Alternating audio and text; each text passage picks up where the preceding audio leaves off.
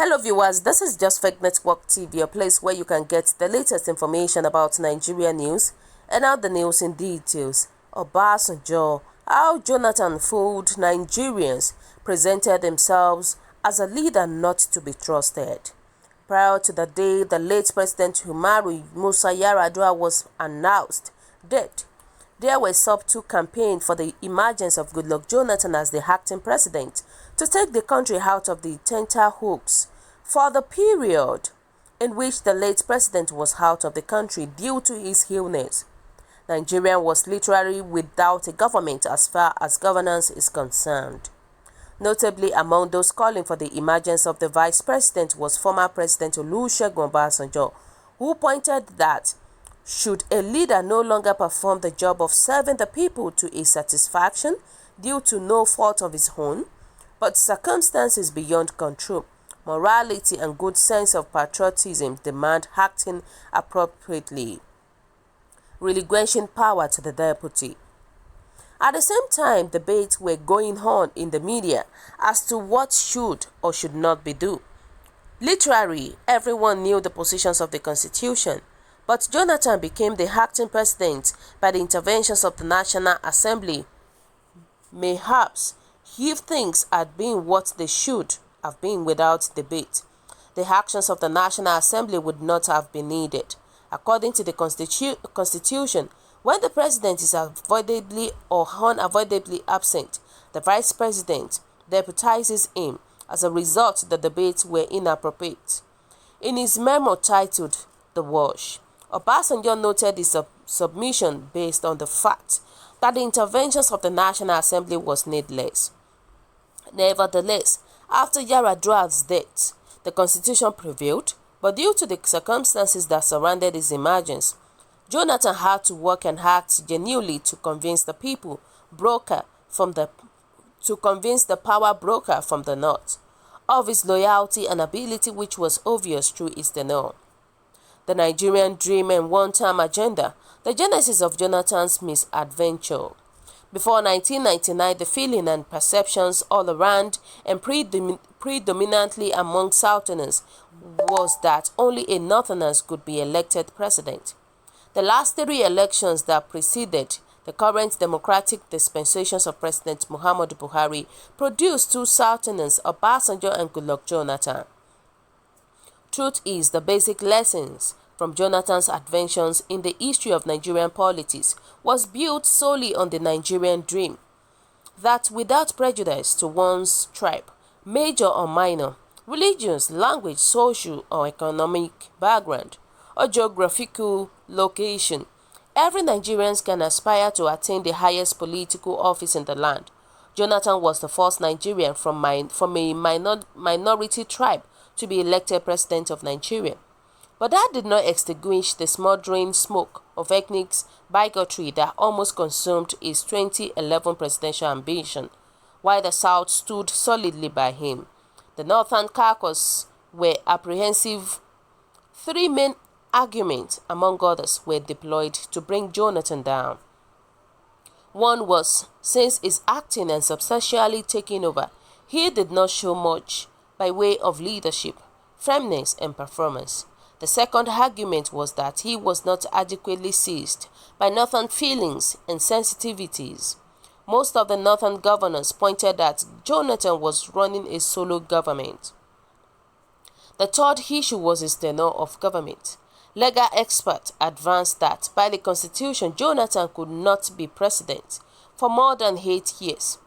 Governor Suswan also told Obasanjo that after some of his colleagues in the north stated that it would be easier to support Jonathan on the conditions of one term with the inherited mandate of late Umaru Musa Yar'Adua he had used. Out of the will of contest for his own term, Jonathan indirectly agreed with the term. He told Nigerians he is a strong believer in a one-term president of 6 years. He enumerated the advantage as he saw them. Second-term agenda. Constitutionally, Jonathan could vie for a second term, but morally and ethically, he shouldn't have, because he voluntarily renounced that even before he was voted in for the first time. The reneging on his supposed belief, Jonathan presented himself as a leader not to be trusted to all powerful party leaders and northern governors. Had it been he kept his words, Jonathan would have engraved his name in marble, raising himself above the level of the praise singers and relations who by their actions, words and deed, did him more harm than good. But as a good man he wiped a mistake by single-handedly congratulating Muhammadu Buhari even before the results collation was completed. Wow. So guys, what is your own take about this? What do you think about this news? Your comment is highly appreciated. People were saying that check the source of the write-up. Then you will know it's people that do not trust other people except their tribes or religions. People were saying that my guess was confirmed when I finally checked the source of the write-up. It is always them. Why do they hate other people so much? It's difficult for them to credit other achievements. Exactly. Trust me, it is difficult. And to speak the reality, Jonathan is still the best comparing to President Muhammadu Buhari. No matter how, anything they want to say, Jonathan still remains the best president compared to President Muhammadu Buhari. Because these people, they don't want to admit the fact that the Northerners they are the problem that we have in the country Nigeria. People were saying that Obasanjo is just dying of envy against his superior Jonathan. Yoruba and their unending disrespect and animosity towards Obasanjo. This should be the topic of your next article, Abiodun Jamiu. They said Buhari that promised his party APC and the whole world one-term tenure citing old age and health. What happened to him today?